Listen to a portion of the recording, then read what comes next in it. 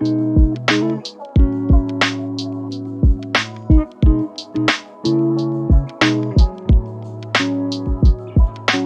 to my channel, Angie the ENTJ. Please be sure to like, subscribe, comment, and click on the notifications bell so that you'll know whenever I upload any new content. Okay, I'm going to slow walk this one because I feel like there may be some pushback, but rest assured, I'm not doing this so that I can get some pushback. I'm doing it because this is a mature conversation that we need to dive into. So let me go ahead and begin. Okay, so this is a parking lot. Nothing special to see here. Now, this is a parking lot with signage for special accommodations, and I say that very respectfully. This is a space designated for people living with disabilities. This is also a space for expectant mothers. I strongly believe that everyone watching this video right now have absolutely no qualms, no problems with any of the special parking designation. 13% of Americans are currently living with disabilities, and many of them are tax-paying citizens. It is only fair that they should have access to the facilities they, after all, through their tax funds, help to provide. Many able-bodied Americans, such as myself, are caregivers to family members who are living with major disabilities who may not work or may not drive. When I said such as myself, I meant to say that I'm able-bodied, someone like me. And so many people living with disabilities have a family member who is able-bodied but still need to have those accommodations in order to help their family members living with disabilities. So it's not unreasonable to expect that a pregnant woman who has to frequent the restroom more often, or who may be required to have at least, for an example, 12 hours a day of bed rest due to having a high-risk pregnancy, it's not reasonable to see that she will be assisted by having parking that's closer to the facility that she needs to access. And also, families who have small children benefit from these types of accommodations. So I want to make sure that the distinction is clear between an accommodation and a privilege. See, I am a U.S. Navy veteran, and I've earned the privilege to park in the veterans parking space at Lowe's and Home Depot. It is not a privilege to be a person who's living with disabilities. It is not a privilege to be a pregnant woman who needs to go to the bathroom very quickly, okay? It's not a privilege to be a family with small children who has your attention divided in a place that can be potentially dangerous, okay? Providing an accommodation to them is not rewarding them. My designated parking spot at Lowe's and Home Depot, along with the discounts that I receive when I shop there, that's an example of what it looks like when someone is being rewarded. Like in my own case, I'm being rewarded for being a veteran. So I clearly understand the difference between a privilege and a reward versus a condition and an accommodation. There are no laws against someone who is not a veteran parking in the spots that Lowe's and Home Depot designated for people like me. They may experience a little bit of guilt and shame, but no tickets and no fines. However, there are penalties for people who park in designated spaces for people with conditions that require special accommodations. I'm going somewhere with it. I know y'all are like, what are you talking about, parking spaces and all? I'm going somewhere with this, so just stick with me. Because see, when you park in a place that's designated for people who require those special accommodations and you don't qualify, the fine, for instance, for parking in a handicap spot is usually about $250. Disability discrimination, such as denying a person living with disabilities their proper accommodation, that can lead to a lawsuit against a person or an entity on the basis that they have violated the American with Disabilities Act, the ADA, and depending on the circumstances, the Equal Employment Opportunity Commission, the EEOC. And that is fair because here in the United States, our overall general consensus as a society is that everyone has the right to pursue happiness to the best of their ability, and no one should hinder it in any way. So, with that being said, let me continue on and show you something here. Because what I just discussed is one side of the spectrum. Let's go to the other side of the spectrum. So let me show you something here. This is a parking lot that is filled with spaces that are completely designated for people who are living with disabilities. Now, what I want you to do is imagine there are no spaces available for anybody else. It's just exclusively for people living with disabilities. But you need to access the facility, right? And if you're an able-bodied person and you park in one of these spaces, even though there are no other spaces to park into, you are going to be fined at least $250. Is it fair for a facility to have 100% parking for people living with disabilities and no parking for people that are able-bodied? Now, no one will dispute if all of the parking spots located directly in front of a building are handicap parking. I've seen situations like this. No one will even dispute it if, like at some Walmarts, the first 4 spaces on practically every single row are designated for those who are living with disabilities. And, if someone chooses to park there, even though they didn't qualify, they just gave up $250. Fair is fair.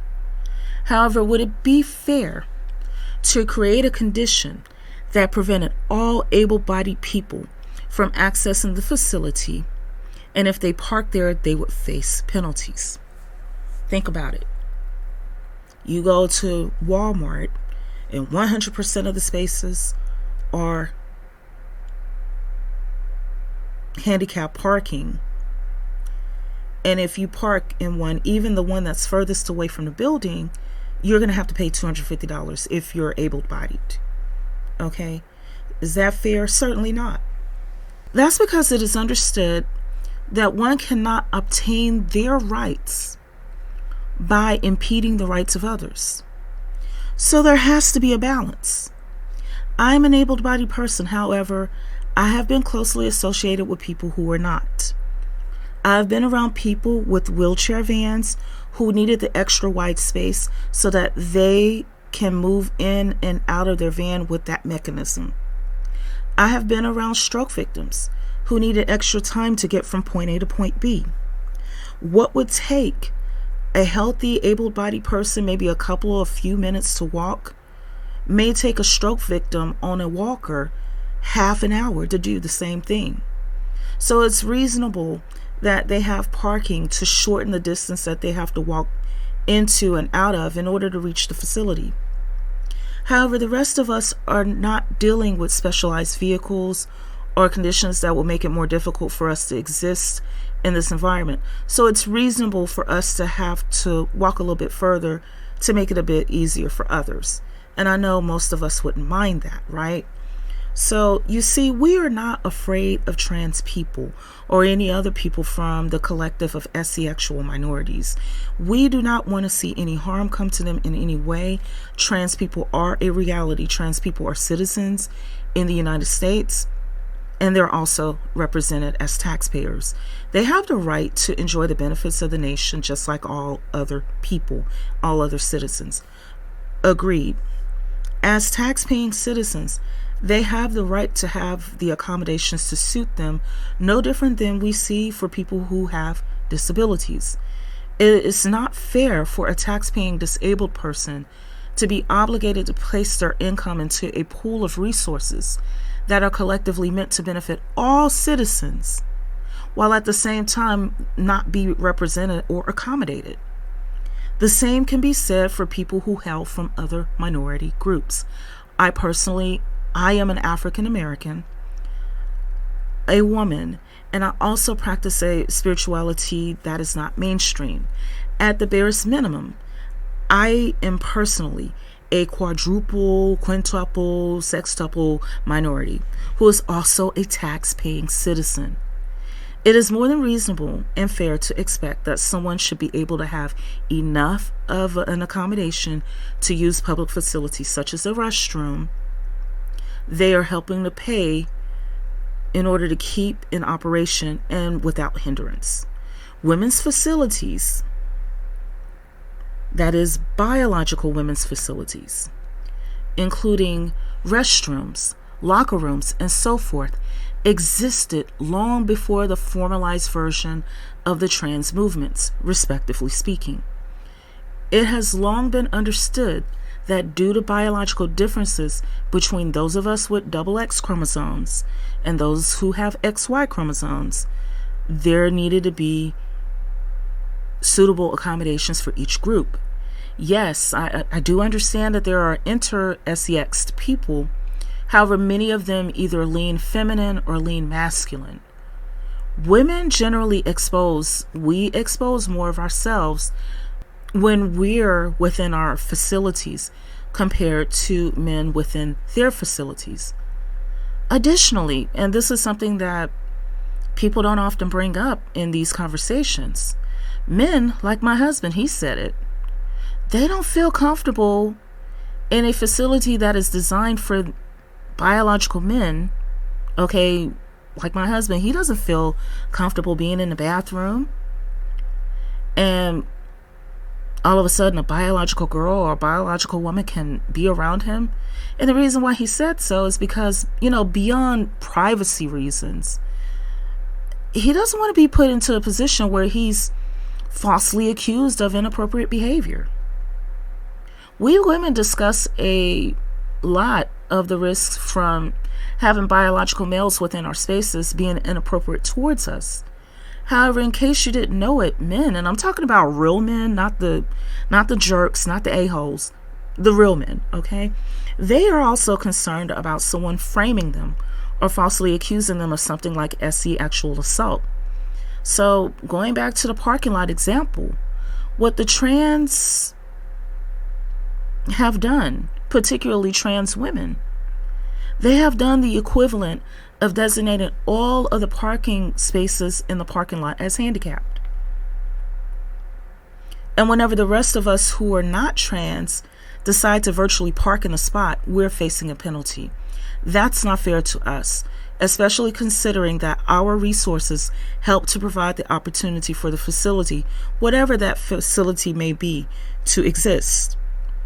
What the trans and other people who are similar need to do for themselves is what the people living with disabilities have already done for themselves. It is what we women, biological women, have already collectively done for ourselves. And that is to create your own accommodation that is independent of all others. It is okay for you to have your own bathroom, your own locker room, your own dressing room, your own category in sports, as well as other endeavors. People living with disabilities have the Special Olympics. And I would argue that the word disability is just a label. There are plenty of Special Olympic athletes who will outperform an average able-bodied person such as myself in any metric. See?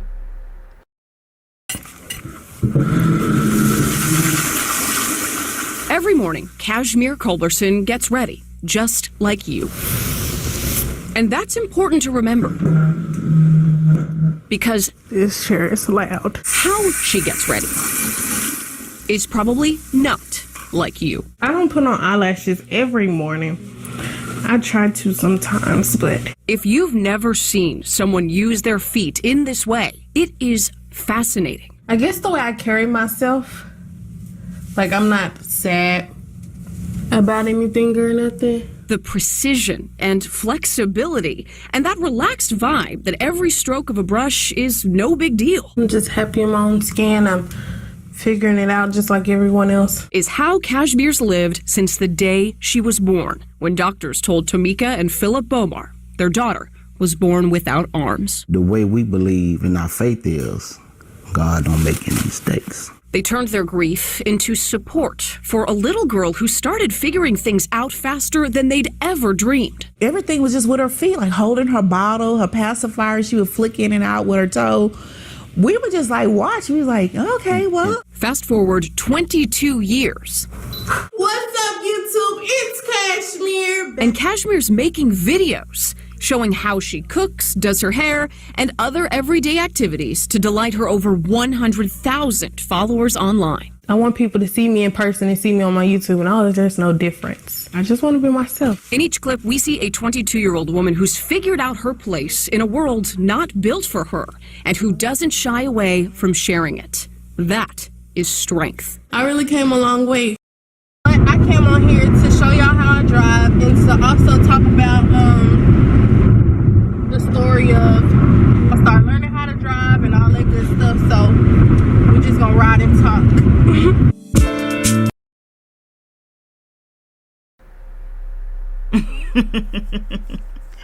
I'm back. That's Kashmir, and she is someone who I've been following for a while. She has no arms and can put on makeup and eyelashes better than me, and she's a sassy little thing too. And oh, bit of disclaimer, my views are my own and Kashmir has nothing to do with my content. But back to what I was saying about her. And look, here's another one. Get your ass like I can see. Don't tell my customer shit about me. Whatever the fuck you got to tell my customer, bitch, you can say it to me. Lights, camera, motherfucking ass. Tell them again. So I'm gonna leave it alone at that. So if you feel froggy, bitch, period. See how to beat her.